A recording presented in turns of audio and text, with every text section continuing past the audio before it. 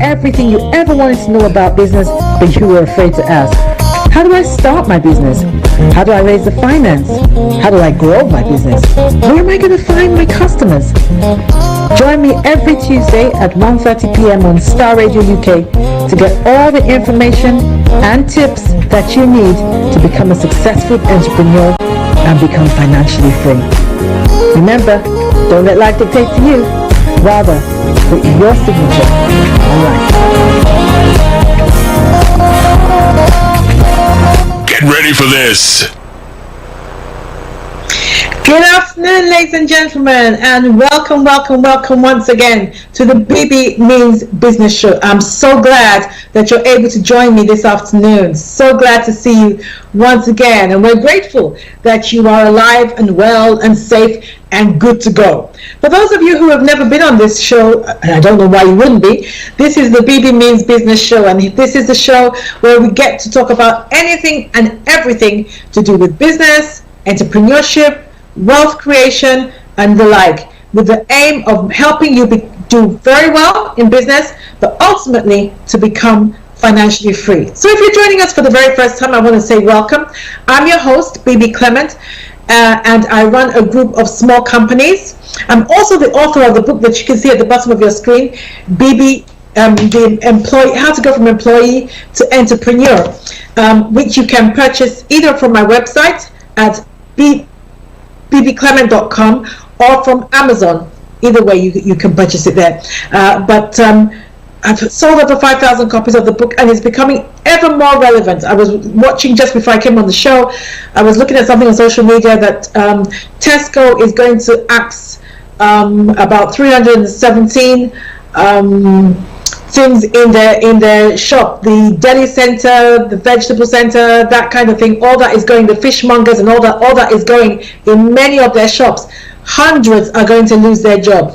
So this is definitely a time, if you've ever thought if you've ever had a dream of opening your own business or developing different income streams, now is the time. You either jump or you're pushed. Those are the two options right now. You either jump or you're pushed, but you definitely cannot afford to be dependent on a single source of income. Okay, so last week was a repeat show due to circumstances beyond our control. We were not able to do a live show last week, but it was great because last week we talked about how to build a personal brand. So that was how to build a personal brand part 1, and today I'm going to do part 2. But before I do that, I just want to very quickly recap on what I did the week before, which was talking about important business trends. That was part 2 of that series. Important business trends for 2022 that you need to be aware of and you need to be taking into cognizance in relation to your business. So I'm just going to give you a microwave version, just going to touch on some of the things that I spoke about that are really important. One was an increase in mobile marketing. And when I say mobile marketing, I'm talking about your phone. Most people are now accessing the internet via their phone, not their laptop, via their phone. Even when they're working, a lot of them have their phone right next to them. So this is probably the best channel to market through. If you want to reach your customers, this is probably the best channel to do it. And you can use it by sending out mobile push notifications. That's one way in which you can do it. You know what those push notifications are? When you're on your phone, and then suddenly there's a drop down from your browser. There's all kinds of information dropping down from your browser, and that distracts you even further. So you're distracted by the phone already. So perhaps you're already in WhatsApp or something, and then you get one of those, and then it tells you to go somewhere else when you finish. So yes, they're quite pesky and quite annoying, but they're very effective for marketing. So you could do those. Of course, you can also have an app in which you can connect with your clients. Then we talked about social responsibility, that younger customers in particular. So if this is your demographic, if younger customers are your demographic, younger customers are no longer interested in you just making money. They don't want to buy from companies that all they want to do is increase their bottom line. They want to see some social responsibility. They want to see you giving back. So if your company doesn't have any social responsibility as of yet, this is a good time to get into something. Look for a cause that you're passionate about and get involved in that. You can even do something like become greener by cutting down on your packaging or something like that. Also, we talked about that employees are looking for more. COVID has made people re-examine their life, totally re-examine their life, some for better and some for worse. But now employees in particular are asking more human questions. It's no longer about, what's the financial package of the job. They're now beginning to question the very core or the very nucleus of their jobs. Why am I doing what I'm doing? Or what contribution is it? I mean, who is benefiting from me doing what I'm doing on a daily basis? Is it just adding to the bottom line of somebody's bank account, or is it, does it have any effect on the universe or on other people's lives? What exactly am I doing as an employee? So they're beginning to ask those kind of questions, and of course, as employers, that has ramifications for you and I. When you're thinking about putting together an employee package, money can no longer be the carrot or the only carrot. There's got to be other things involved that you can use to retain, not just to attract, but to retain good talent. Retain good talent is really important. Okay, all right, so that's all I'm going to say about that. And now I'm going to go back to how to build a personal brand, part 2. Now, I must say there will be some overlap with what I was speaking about last week, but that's fine. Repetition is a great teacher, and of course not everybody was tuned in last week, and there'll be some things that I will say that I'll have a different slant on them, so that you can get a wider perception of what is important in relation to building a personal brand. Now, why exactly do you even need to build a personal brand? Well, one of the first things that building a personal brand does is, how these big brands are, the Apples, the Coca-Colas, and all those kind of brands, they have massive, absolutely massive marketing budgets, absolutely massive. And small companies, small businesses don't have that. We don't have that kind of luxury. But building your business as a personal brand enables you to compete with the big boys on the global market arena without having that massive marketing budget. It enables you to compete with the big boys. So this is definitely something you want to do. Now, another reason why it is important to build your business as a personal brand is because people don't buy, or tend not to buy, with their brain or with their thinking cap on. People tend to buy your products and services with their emotions. Most people's purchases are emotion driven. And so, if you look at, there's people who buy stuff, what they call it, consumer therapy, yeah. Shopping therapy or consumer therapy. Some women go shopping when they're depressed. That kind of thing. I remember meeting a woman who told me that every time she's depressed, she goes and buys perfume, and she had a whole cupboard full of perfume.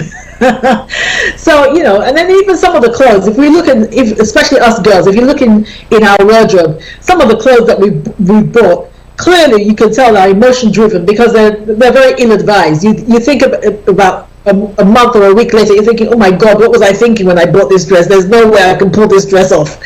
So, we tend to buy through our emotions, and it doesn't matter what we're buying. That is a general rule.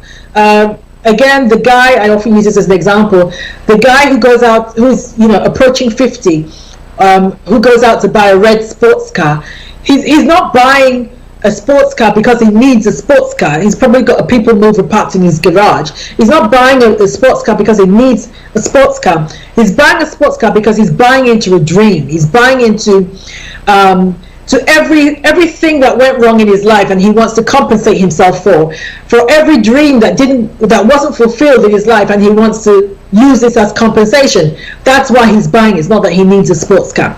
So these are the kind of things that you need to be aware of, that people buy with their emotions. They make human decisions. So if that is the case, the more that you can humanize your product, the better. So you might be thinking, oh my God, if that's the case, it's probably easier to do that if you're selling something like clothes. But I'm a lawyer, or I'm an accountant. How am I ever going to do that? Well, it can actually be done. There is no product that cannot be humanized. And I often talk about one of my favorite brands, if not my favorite brand, which is Apple. And I think Apple has been excellent at doing this. They were just, Steve Jobs was just in a class of his own at doing this. Now, I've got to be honest, I'm not absolutely sure whether Apple products are indeed the best in the tech space. I don't know. But irrespective of that, it's irrelevant because they're the number one brand in the world. And the reason why they're not the number one brand in the world is because they helped us form a relationship with technology. Prior to Apple coming on the scene, the kind of relationship we had with technology was merely one of functionality. You used your computer because you needed to get online or you needed to get some work done. End of. That was it.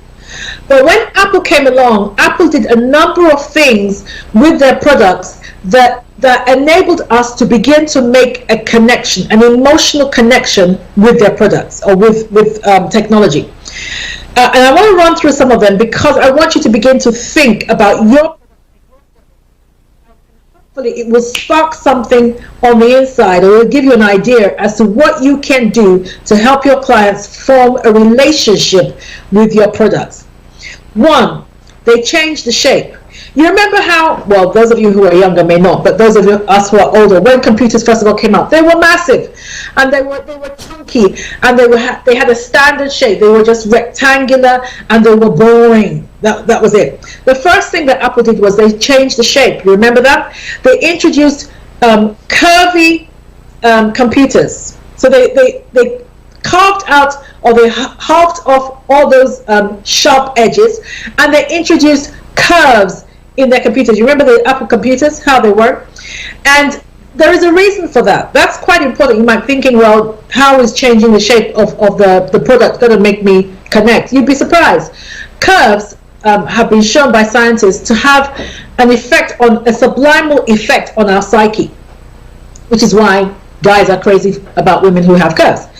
The same reason why the Coke bottle, the original Coke bottle, appealed to people, because it invoked the shape of a woman in their psyche. So again, the shape is important. Then they introduced colors. You remember the Apple computers had colors. Some of them had like a red background or a blue background. It was translucent at the back, so you could see the color inside it. It was red or blue or whatever. Again, colors, a lot of science, a lot of research has been done on this. There's a whole science behind it, that colors have an effect on the way that we connect with things. They have an effect. So if you're a guy, there's certain colors that connect with guys. For instance, you can see that the colors in the background of this program are sharp blue, quite deep blue, deep black. And there's a reason behind that. There's a reason behind that because when we look at the stats of this program, we discover that this program appeals mostly to men. Usually it's about a 70-30 split. Mostly to men between the ages of 35 and 45. And the colors blue and black, research show, appeal to men. If those colors were lilac and lime or whatever, it would have a different effect. So colors are very, very important. These are things that you need to be thinking about when you're building your brand. Then other things that Apple has done or fed into their building their brand was the sheer enigma of the founder, Steve Jobs. Now I know he co-founded it with Steve Wozniak, but Steve Wozniak tended to stay in the background. It was Steve Jobs that was the face of Apple. And the whole story behind Steve Jobs, really built the brand. So much so that, Steve Jobs became synonymous with the brand. Now, even though Steve Jobs has been dead for quite a few years, and they have a new COO, I'm sure that most people have no idea who the current CEO, they can't name the current CEO of Apple, but they will always remember Steve Jobs. Actually, let me use that as a bit of a quiz for you. If you are watching on Facebook or Twitter or anything like that, I want you to type in the chat, who is the current CEO of Apple? Who is the current CEO of Apple? Because most people don't know who he is. When we come back after the break, I will tell you who it is, and I'll see, and we'll give something away. We'll give a prize away. Then his whole journey became part of the brand. You know how he founded the company and then he was sacked by his own company, and then he went over to Pixar, made a huge success of Pixar, was rehired by his company. All that journey became a part of the brand. It was a personal brand. Then the unveiling of new products, the way they used to go about it, how Steve Jobs used to go about the hype of unveiling a new brand and a new product, and all the things that he used to do surrounding that, all went to building the brand. Now, on a personal level, you can do the same. You can do the same. Make people have an emotional connection or a human connection with you. And if you're able to do that, that will push your brand, because you become synonymous with the brand in their mind. You become synonymous with the brand in their mind. Now, Bebe Clement is a brand, and it's the brand relates mostly to speaking and training. That's mostly what it does. Now, if I were to drop dead tomorrow, hopefully I won't, but if I were to drop dead tomorrow and the business was sold to somebody else, people will always remember me as the brand, because they've made a connection with me through the different channels with which I communicate with people, whether it is seminar, webinar, whether it is a radio station, whether I'm preaching, whatever it is I'm doing. They have made a human connection with me, an emotional connection with me, and that pushes the brand.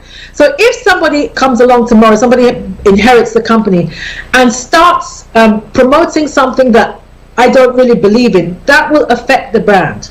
It will affect the brand, because most people who've made a connection with me know what I stand for. They know what I stand for, and as a result, they are buying into me and what I stand for, and that is promoting the brand. I have become synonymous with the brand of Bebe Clement. Okay, I think we'll take a short break here, and when we come back, I want to talk about the two very, very important things that you need in order to build a personal brand. Don't go away. Hi everyone, it's your girl Bebe Clement, the author of How to Go from Employee to Entrepreneur, and the host of your weekly business show, Bebe Means Business, the show where we discuss everything you ever wanted to know about business but you were afraid to ask. How do I start my business? How do I raise the finance? How do I grow my business? Where am I going to find my customers? Join me every Tuesday at 1:30 p.m. on Star Radio UK to get all the information and tips that you need to become a successful entrepreneur and become financially free. Remember, don't let life dictate to you. Rather, put your signature on life. Get ready for this. Welcome back, ladies and gentlemen. Thank you very much for joining us. Once again, this is the Bebe Means Business Show, and I'm your host, Bebe Clement. And today I'm talking about how to build a personal brand. How to build a personal brand. You listened to part 1 last week, and this is part 2. During the break, you would have seen that flyer about Black Businesses Networking Breakfast. Just to say that Black Businesses UK is a networking organization for Black business owners within the UK and beyond, but mainly within the UK. It has over 7,000 members, and if you are a Black business owner, particularly within the UK, I would encourage you to join it. It is free, currently free. That might change in the future. Currently free to join. So if you go to Facebook and look for Black Businesses UK, you will find us on there. I'm the president and the founder of that organization. And very soon, I think it's on the 26th, we have a networking breakfast coming up that will be held in Woolwich. So can I ask that you check it out? And if you are looking for a place to network, and of course, you should be networking. If you're in business, you've got to network. People are not going to come to your bedroom. Thank you very much, Archie. So yes, on the 23rd on the 26th of February, 9 till 12 noon, you are able to come and network. Have a really nice, scrummy breakfast, and network with potential clients, make new connections, market yourself. And if you've been off the scene for quite a while because of COVID, this is an opportunity to get back in the saddle and begin to network, because we need to do that no matter what. online marketing is not the same as in-person marketing. It's not the same at all. Okay. All right. So back to the show, how to build your personal brand. Now, there are two things that you need to consider when you're building your brand. One, your image. Two, your reputation. Now, they're not the same, and one feeds into the other. Okay. Now, remember, it's everything to do with building a personal brand is all about perception. It is the perception that people have of you and your business that influences them as to whether they want to engage with your product or not. It is perception, not necessarily truth, but perception. So it is important that the perception that people have of your brand is the right one, is the one that you want them to have, because that perception will breed an opinion, and the opinion they have is what will either turn them on towards your brand or turn them off. Okay, so like I said, it's not necessarily truth, but in this social media crazy world, believe me, perception trumps truth. Sadly, it trumps truth. So you've got to make sure that the vibes that your brand is giving off are the ones that you want it to give off. And so the perception that people are getting is the one that you want. The opinion that they're forming about your business is the one that you want. And one of the best ways to do that is to ensure that your image and your reputation, they match. They match. So it's not just about, I'm not just talking about marketing yourself. I'm not talking about that. Beyond marketing, beyond the way you sell yourself, what I'm talking about really is, I think, can be summed up in the word authenticity. Authenticity. Matching what you are presenting to the world with who you are in your core.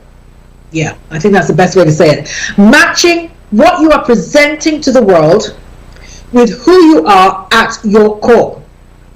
Because if you present to the world a particular image, whatever is going on in the inside or behind the scenes, if it doesn't match with what you are presenting, it will sabotage your image and in effect sabotage your brand. So let's say, for example, I don't know if you know this family, but they're now world renowned. If you don't know them, can I encourage you to come and check them out on YouTube? They are, or Facebook, on YouTube. They are an amazing family. Really, I'm one of their biggest fans. Actually, I'm going to do a shout out to them. It's the Cabs family, Kabs, the Cabs family. Hi, Cabs family, if you're watching, I love you, one of your biggest fans. And it's about a family in London, husband, wife, and 3 kids.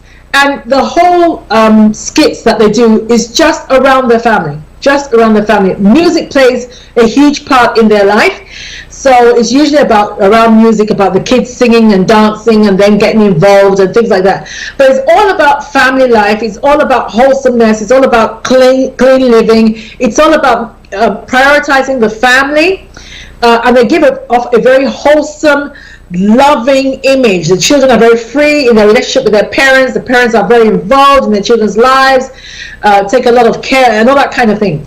Now, that is the perception that we who are watching those videos are getting.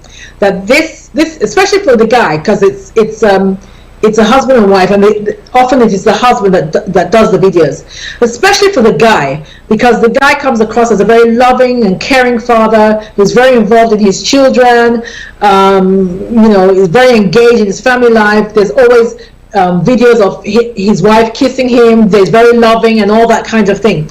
Now, it would be a disaster. You imagine having given off those kind of vibes, because they are now a brand, they're now a global brand. Having given off those kind of vibes and the perception that we, the public, have of them, it would be a disaster if it came to light tomorrow, and I pray it never does, that maybe the guy was having an affair behind the scenes. You can imagine that whole brand would collapse.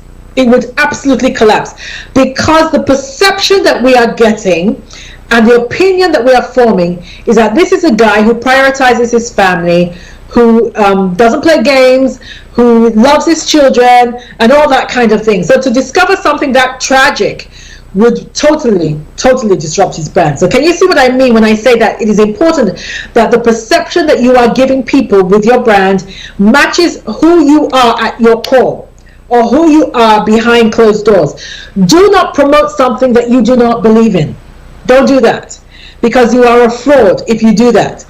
That is the antithesis of being authentic, and people will not like that. You will pay dearly for that kind of thing. Even if you are doing something that people who are watching you, your customers, are doing in their own lives. Let me tell you, this social media era, people are very unforgiving. Even if they're doing it, they don't want you to do it if you have given the impression that you're not that way inclined. So it's very, very important that who you are behind closed doors, if you're building a personal brand, who you are behind closed doors matches what perception people are getting from you. What you are promoting as your what you believe in, what you stand for. Yes, what you stand for is really what you stand for. Do not give a fake or false image of who you are or what you stand for, because it will destroy your brand. Now, so what kind of things actually feed this perception? What feeds the perception that helps people form an opinion about your brand? One, and I'm going to talk a little bit about Adele, because I think Adele is a good example. One, the way you carry yourself. Now, Adele comes across, I don't know if you've ever watched any of her interviews, but she comes across very vulnerable. Very vulnerable. I don't know if you've seen that or you've picked that up. But of course, in her songs, that comes across very clear. She comes across very vulnerable, very vulnerable in love in particular. She comes across as somebody who is emotionally delicate and susceptible to being hurt, having her heart broken and being hurt. Now, that vulnerability is quite enduring. Not only is it enduring, but as far as we are, particularly women, we relate to that, because there's hardly anybody who hasn't had their heart broken, and though most people try to act like they're strong, the truth is most of us fall apart when our heart is broken. And so her ability or her willingness to wear her heart on her sleeve when it comes to her relationships, when it comes to her emotions, when it comes to her love life, has made her endearing to the public. And that is her brand. That is part of her brand. So when Adele says she's released an album, you don't expect her to be, even before you hear any of her songs, that she's not going to be talking about how she picked up some guy in the club and they were making love in the club, or that she's not about that. You know that it's going to be about pain, it's going to be about heartbreak, it's going to be about that kind of thing. But that's what makes her so great. That's what makes her so great. And like I was saying earlier, that your brand, your personal brand, is about people being able to make a connection, a human connection with you. That is what makes her so great. Whereas millions, some other singers or some other pop stars spend millions on their image, she doesn't do that. She looks nice. Increasingly, I can see she's spending a bit more. She's taking a bit more time on her hair and stuff like that. When you look at Adele now and look at Adele when she first of all started a few years back, there's quite a significant difference. But notwithstanding, she has still kept it simple. When you go and see an Adele, when you go to an Adele concert, you're not going there for the fast dance moves or the choreography. You're going there to be able to connect with her pain. That's basically why people go there. Her amazing songs that help you connect and get in touch with your own pain, basically. So that's what you do. So that's part of her brand. That's part of her personal brand. Another thing about her personal brand is the way she talks. I don't know if you've ever heard her speak, but she has a very strong East London, I think it's an East London accent, very strong one. She says it like, you know what I mean? Yeah, I thought, you know what I mean? It's very strong. And that accent alone is part of her personal brand. That accent says, I wasn't born with a silver spoon in my mouth. That accent says, I came up through a rough road. That accent says, it tells you a little bit about her background. I didn't necessarily go to a rich private school, that kind of thing. That accent says, I'm your girl next door. And again, that girl next door persona, whether it's true or not, that girl next door perception that we have also makes her endearing, also helps us connect to her. Because, you don't, sometimes you see these stars and you think, oh my God, I could never look that pretty, or I could never look that rich, or I could never, that kind of thing. But you don't think that way when you think about Adele. She could literally be the girl next door. And again, that is part of what helps us form an opinion about her and makes her so endearing. So again, the way you talk builds part of your brand. The way you position yourself in the market builds part of your brand. What do I mean about the way you position yourself? So when you look at Adele, like I said, when you go to an Adele concert or you buy her music, you go to a concert to hear her voice and to listen to her songs, as opposed to when you go to a Beyonce concert. As great as Beyonce's music is, you're not necessarily going there just for the music. She has some amazing choreography. I don't know how she does it. I really don't know how that woman moves the way she moves. But the choreography, the stage set, the whole aura and the arena, the whole stage setting is just out of this world. So even aside from her singing, just the whole backdrop and everything like that, the changes, the costume changes, the outlandish costume changes, the dance moves, the everything, all that is why you go and watch Beyonce, which is different from why you go and watch Adele. So, and both of them are fantastic, nothing wrong with either of them, both of them are fantastic, but both of them have positioned themselves differently in the marketplace, in a different space in the marketplace. Okay? The way you dress, again, is part of your brand. When you're thinking sexy, you don't think Adele, you think Beyonce. So if you're looking for sexy, you're looking at Beyonce. Okay? So again, these things are really, really important. Then when you look at the marketing material that you put out there, in whatever format you put it out there, your marketing material also feeds your brand. So what does your marketing material say about you? That's really important. What is the message that you want it to say? And is it saying that? Then your online presence, what kind of things you put out there. I put out a lot of motivational videos, one of which you will see in a minute. I put out a lot of motivational videos because I want people to be inspired. I want people to, as I always say, put your signature on life. So if I want them to do that, then I give them tools that enable them to do that. So all that is part of my brand. Even who you associate with. Actually, this is quite an important one. Who you associate with feeds your personal brand, feeds and forms your personal brand. So I'm a speaker. If I take a photograph with Les Brown, that has a huge impact on my brand. A huge impact.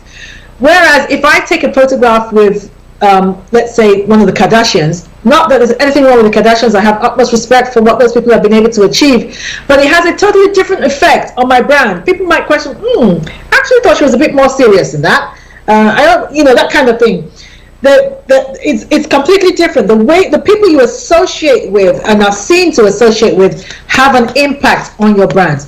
Okay, we're going to take another quick break, and when we come back, we'll round this up and then we'll get to the book corner.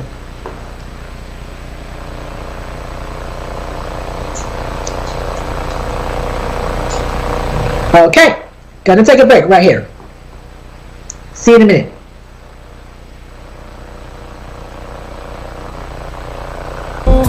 Hi everyone, it's your girl Bebe Clement, the author of How to Go from Employee to Entrepreneur and the host of your weekly business show, Bebe Means Business, the show where we discuss everything you ever wanted to know about business but you were afraid to ask. How do I start my business? How do I raise the finance? How do I grow my business? Where am I going to find my customers?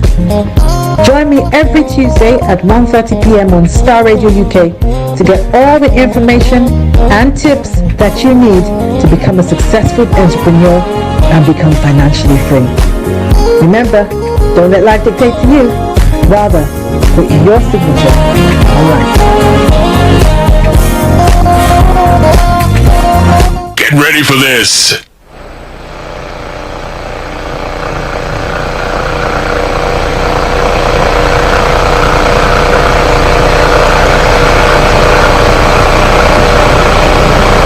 Hi, welcome back, ladies and gentlemen, and once again, you are tuned into the Bebe Means Business Show, and today we're looking at how to build a personal brand. How to build a personal brand. Now, a brand has to be carved.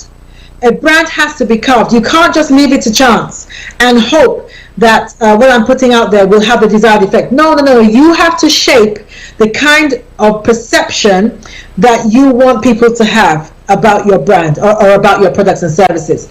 So it's important that you sit down and you think, what do I want my brand to say to people? So one of the things that you need to do in order to have the desired effect in relation to your brand is, one, you need to clean up your social media. Comments and opinions and pictures that may not be in line with the perception you want people to have about you, remove them. So if you want to be taken seriously in the marketplace, pictures with body parts hanging out and all that are not going to feed that brand. So you need to take that. You need to take those kind of things down. Or if you've made remarks that will harm your brand, perhaps you had a particular position on a particular topic years ago. We've seen how some racist remarks that some celebrities had a few years ago have come back to haunt them. Kevin Hart was not allowed to host. What was it? Was it the Grammys? He was due to host the Grammys, and then the LGBT community brought out some homophobic comments that he'd made some years earlier, and he was no longer able to host the Grammys. So these kind of things are quite important. So have a sweep of your social media. Make sure that if there are any comments or pictures or whatever that do not feed the kind of image that you want or feed the perception you want people to have about your products are on there, you need to remove them. If you're going for sexy, or you're going for raunchy, or you're going for controversial, then by all means leave it on there. But if you're not, then you need to clean that up. Then get a website that clearly spells out your message and all the official information about you, so that everything about you can be found in one place. On my website, which is bbclement.com, I have a section, it's called My Story. And on that section, on that page, people get to know about my journey, my struggles, my victories, my beliefs, and all that. People get to know that. So I would encourage you to do something like that. And I can't tell you the number of people who come back to me and say, oh, Bebe, I read your story on your website. I never knew this about you. I never knew that about you. But again, it has helped them make a connection with me. And remember, people buy from those they know, they like, and they trust. So those kind of things help in promoting those three things. So I would encourage you to do that. Okay. Now, the benefits of a personal brand. One, your identity. People get to know you and identify with what you do, and that's important because they begin to see themselves as part of your journey and see you as part of theirs. Really important for a personal brand. Authenticity, I've spoken about already. Authenticity builds trust, and as you know, trust is a currency when it comes to business. So that again is important. Specificity, that means they come to you for specific things. That's good. That means, when that happens, that means that you have carved out a niche for yourself in the marketplace. Don't be running helter-skelter trying to get everybody and anybody and everybody to engage with your products. No. You have to position yourself in a particular niche. You have to carve out a demographic for your product or your service. So when people come to me and they say, oh, Bebe, you know what, I was thinking of a speaker. We're having a seminar at work on wealth creation, and I thought, oh yes, I must speak to Bebe Clement, see if she could come and be a speaker. Or perhaps a pastor calls me and says, oh, I want to train my pastoral team on leadership, and I thought about you. That means that I have successfully carved out a niche in the marketplace. I have specified, I've been specific, and people have related to me for a specific area, and that's what they come to me for. And that's what you need to do. That's what you need to do. Okay, exposure. Your exposure will grow. The more that you build your personal brand, your exposure will grow, and such exposure expands your network and positions you as an expert in your field. So your opinion and your expertise will be sought after, which only breeds feeds your brand even further. So how do you create your brand? One of the things I would do is look at your strengths. I'd advise that you swim with the tide of who you are at the core, rather than launching yourself into a direction that you think will make money. I'm going to say that again because I think it's important. Go in a direction that resonates with who you are at your core, rather than going in a direction that you think is going to make money for you. It might take a little longer for the money to come, but it will be longer sustaining, and your brand will last longer. So what are you naturally good at? What are your convictions? What are your convictions? What are you passionate about? Those are the kind of things that you should go for. If you don't know how people perceive you, do some research. Look for 10 or 20 people of different ages and backgrounds and ethnicities, and ask them to describe in 2 or 3 words what they get from you. When they see something that you post, or they hear you speak, or they engage with your product or your service, what comes to mind? What are the 2 or 3 words that come to mind? Take a note of the words that come up the most and begin to fashion your brand around those words. For instance, when I first started speaking, I had no intention of being a motivational speaker. When I say motivational speaker, I don't mean the official motivational speaker. I just mean I had no idea that the things that I was saying were motivating people to change their lives. That was not my intention at all. But every time I did research, till this day, the 2 words that always come back are motivational and inspirational. So I began to fashion my brand around that. Now, if your research shows that the vibe that people are getting is not the one that you want, then you need to begin to recarve or reshape your personal brand. Okay? So that's the reason why you do research. Values are very important. Your personal values are very important. What are the things that you would stake your life on? Things that you would refuse to compromise on.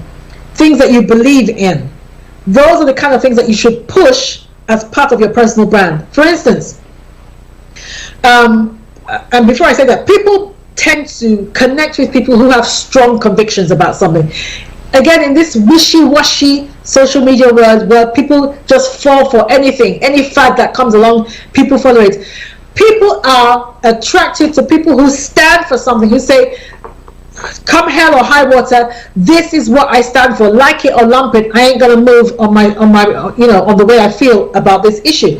So, for instance, my Christian faith has become part of my personal brand. Even though, for instance, this show is about business, it's not about Christianity, but I have been able to interweave into this show a series called Faith and Finance, and that represents and explores my Christian convictions, particularly about money. I will often go and speak, even if I'm speaking in the city or I'm speaking in the corporation and I'm doing a corporate talk, I will often say I am a Christian, and some of the things I'm going to say today are motivated or pushed by my Christian convictions. Now, again, that is something that people can connect with. It either turns them on or it turns them off. Either way, I really don't care. I'm not going to move on that issue. So, but again, it has become a part of my personal brand. So people who are Christians and who are interested in building wealth and that kind of thing will connect with me. They connect with me. Okay. Inspiration from someone who is successful in the space that you want to get into.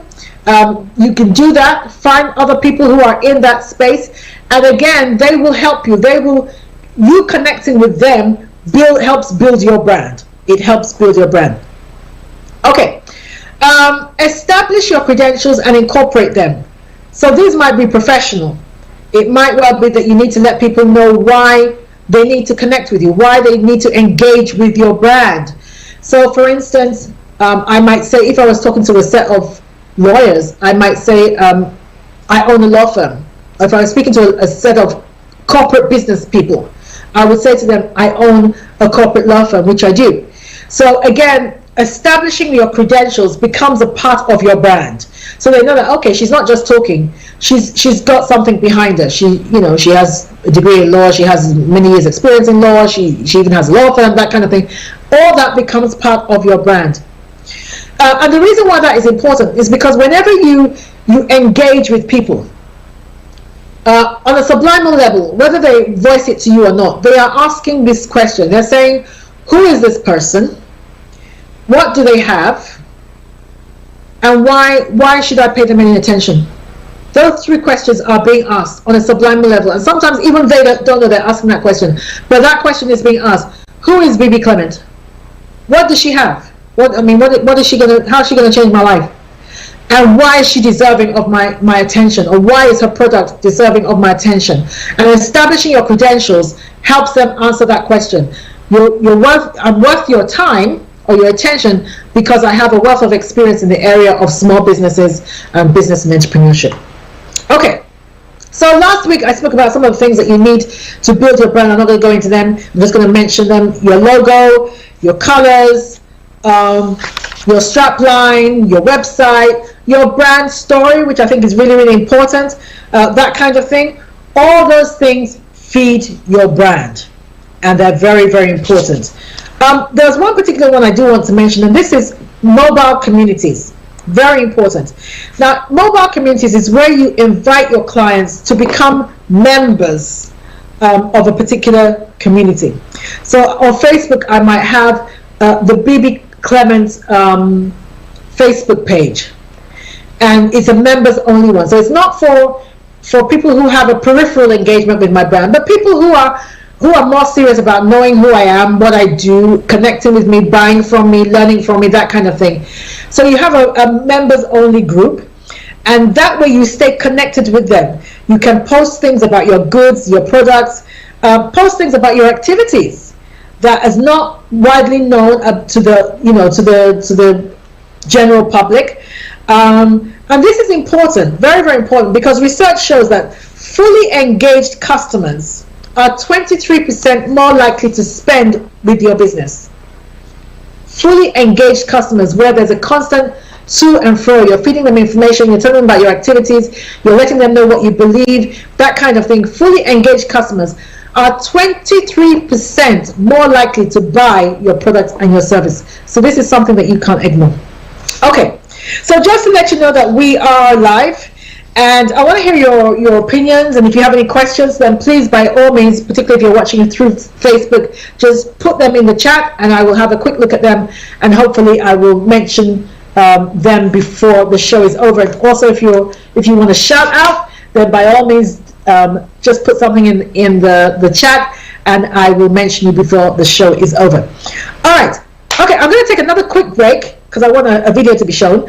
So I'll take a quick break, and then when we come back, we'll be going to the book corner. For those of you who don't know, the book corner is a recent introduction into our show where we review a book. And currently I'm reviewing George Clayton's book, The Richest Man in Babylon, and I'll be sharing some nuggets from that book. See you in a minute. Bye-bye. Life is not fair, get over it. Life is not fair, get over it. You will have to get over odds that are stacked against you. That's the truth. If you are waiting for everything to come together or to be conducive for you to make a move for your life, you will go to your grave waiting. That's the truth. You are going to have to get over hurdles that, yes, perhaps you shouldn't have to get over. You're going to have doors slammed in your face that, yes, perhaps you shouldn't have slammed in your face. But that is the nature of life. Get to grips with it. Don't let it deter you or drive you off course. Just get up every day with the hope that today you will do better than you did yesterday. And refine your vision as you go along. Don't let life dictate to you. Rather, put your signature on life.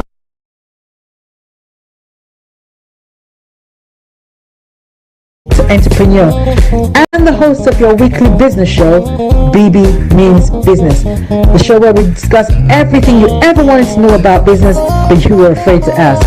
How do I start my business? How do I raise the finance? How do I grow my business? Where am I going to find my customers? Join me every Tuesday at 1:30 p.m. on Star Radio UK to get all the information and tips that you need to become a successful entrepreneur and become financially free. Remember, don't let life dictate to you. Rather, put your signature on life. Get ready for this. Okay guys, welcome back. I hope that video encouraged you to overcome any challenges that you might be having in your business or indeed in life as a whole. Okay, just before we go to the book corner, there are a couple of things I wanted to mention, ways in which you can build your personal brand. Collaborate with others. Collaborate with others. When you collaborate, you have access to other people's network. So in other words, you come to the attention of a whole group of people that you probably would never have come to their attention. So look for how you can collaborate. And those of us who are in the Black community, we've got to get away from this whole mindset of, oh, I mustn't share, or I mustn't give out too much information, or I must... Look, get away from all that. If you go online and you look at the people who are most successful, they're the people who share their information, who share their talent, who share their giftings the most. Those are the ones who are doing well. So you need to come away from that whole mindset. Listen, there's room for all of us. There's lots of room at the top. It's at the bottom that people are scrambling. There's lots of room at the top, believe me. So collaborate with other people. Volunteer. Volunteer your time. Everybody has to pay a price. So volunteer your time as a guest speaker or at relevant events and networking, seminars, that kind of thing. Don't always think about the money. Credibility is just as important as money. Credibility is currency. And people don't know that you're credible until they engage with your product or your service. So look for opportunities for which people can do that. Then become an active member of your community. Because you cannot stay within the remit of your ethnic background. Listen, again, you got to get away from that. You've got to become a member, an active member of your community. I'm involved in local politics. I'm also involved in my church, community events, all kinds of things, business, as you can see, networking, that kind of thing. I'm involved in all of it. Again, that builds your brand. More people get to know who you are, they engage with you, they want you, they connect with you. And as you've had people say, your network is your net worth. It is your network. There's no getting around that. So pick events that you can get involved in that you're really passionate about, as opposed to things that you think, that you have a financial interest in. Okay. All right. So now we're going to have a look at the book corner just before we go very quickly. And as I said, we're looking at The Richest Man in Babylon. And one of the things that he said is, money will make you more of what you already are. Money will make you more of what you already are. And what he means by that is, you don't suddenly turn into somebody else when you become rich. It merely magnifies who you were already. So if you're stingy and you think the reason you're stingy is because you don't have a lot of money, that is not true. It's not true. When you become wealthy, you will become even more stingy. Trust me, you'll become even more stingy. Those of you who are of the Christian faith and you struggle to pay your tithe, and the excuse that you give is, if I pay, I hardly have enough money to cater for myself now. I can't pay my tithe. But God, if you bless me, I will begin to pay my tithe. God is not mocked and is not fooled. You will not pay your tithe when you become a millionaire. If you do not pay your tithe when you earn £100 a week, you won't. It's that simple. Money makes you more of what you already are. So also, money is not the measure of a man. Money is not the measure of a man. It's his character, and money, like I said, merely magnifies that character for good or for bad. I remember watching the film of Paul Getty. I don't know if you've ever watched that. Paul Getty at one point was, I think, one of the richest men, if not the richest man, one of the richest men in the world, Paul Getty. And one of his grandsons was kidnapped. And he refused to pay the ransom. He refused to pay the ransom. He only agreed to pay the ransom when the kidnappers cut off one of that poor boy's ears, because this boy was in his teens at the time, cut off one of his ears and posted it to the press. And it was identified by his mother as indeed being her son's ear. It was only then that Paul Getty agreed to pay the ransom. And even then, he didn't pay all the ransom. He paid an amount that was tax deductible. Can you believe it? Your own grandson. He only paid an amount up to which was tax deductible. And the rest of the money, he lent his son to pay the ransom. Paul Getty, the richest man or one of the richest men in the world. So again, it is nothing to do with the amount in your pocket. Money does not make a man. It doesn't make a man. Those of you ladies, those of you who are looking to get married, money does not make a man. Believe me. So you need to be looking for something deeper. The money you save, he says in the book, money you save must make more money. So imagine if you plant a tree and the tree grows. That's great. But if that tree does not bear fruit, then what is the point? So when you're growing your money tree, that's fantastic. You're growing your money tree by saving, but then that money tree has to bear fruit. Your savings have to bear fruit. So what I would encourage you to do is to start investing anything that you're saving. Let's say you're saving 10% of your income, and you should be saving at least 10% of your income. If you are spending all your income, you are living above your means. And you need to get out your bank statement and look at what you can cut out so that you can find some savings. Because I'm telling you, if you are not able to save, you will not become wealthy. You have to be able to save so that you can invest that saving to make more money. Okay? You must invest your savings to make money. So let's say you take 10% of your income every month and you invest it in, I don't know, shares or bonds or whatever, every month. That's how you make your money make money. It's really important that you do that, ladies and gentlemen. Otherwise, it's just sitting in the bank and it is rotting there. Because I don't know how much interest you get, but I think mine is currently 0.3%. What am I going to do with that when inflation is a lot higher? So you've got to make sure that your money is making money. Now, look at your wealth, like I said, like a tree. It starts from a seed. That's another thing that he said in his book. He said, wealth is like a tree. It starts from a seed. So don't ever think it's too early to begin to save or to begin to invest. It's not. I began to teach my children about investing before they were 10. And I made sure that by the time my kids went to university, they were already heavy investors. So they understand when something new comes along, I send it off to them and say, check this out. Is it something you want to invest in? So the whole point is, or my hope is that by the time they finish uni, they have enough money such that they have choices. If they decide, well, actually, I don't want to work, I want to do something else, I want to spend the first 2 years of my graduate life going around the world, they can afford to do that because they have investments. They have different income streams. That's the plan. And I wish the same for your kids that I wish for my kids as well, so that, you know, they have choices in life that we didn't have. So it's never too early to start, and it's never too late. Don't think, oh, well, all this wealth creation thing is good, but I've missed the boat. I'm in my 50s now. I'm in my 60s. No. You're not too late. I have known people start a business in their 60s and become millionaires. So please, it is not too late. Our steps are ordered by God, and it is only God that determines when a thing is too early or too late. But you don't for a moment think you've missed the boat, because it's not true. And besides, what's the alternative?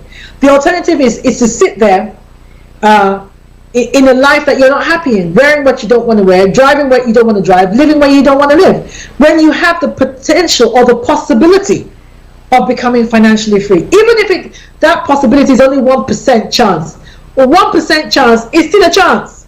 But if you do nothing, that's the end of the story. Okay, so I think I've given my opinion on that. So I think it's been a really good show, and I thank everybody. I want to thank my producer Archie and Frank for the hard work that they do. Really grateful for all that you do to make the show a success, and for all the viewers who tune in week after week. It is amazing, honestly, the feedback I get. Some of the people who call me and say, oh, I listen to your show, I'm like, really? I'm so grateful. From all corners of the earth, I get calls, I get texts to say, oh, I listened to your show, thank you, it was really good. So thank you so much for your commitment to the brand, and I hope you enjoyed the show. Next week we have a lady on the show called Ngozi Okure, and she's going to be talking. She's a prolific author in the area of wealth creation. Hopefully, I'm talking to her at the moment, hopefully we'll have her on the show next week, and you will learn a lot. You will really learn a lot from that. Okay, have a great week, and as I always say, don't let life dictate to you, rather put your signature on life.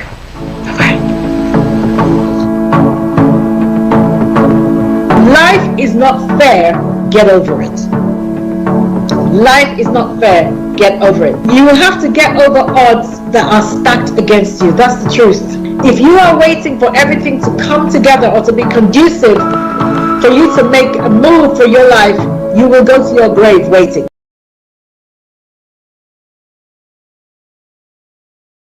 That's the truth. You are going to have to get over hurdles that, yes, perhaps you shouldn't have to get over. You're going to have doors slammed in your face that, yes, perhaps you shouldn't have slammed in your face. But that is the nature of life. Get to grips with it. Don't let it deter you or drive you off course. Just get up every day with the hope that today you will do better than you did yesterday. And refine your vision as you go along. Don't let life dictate to you. Rather, put your signature on life.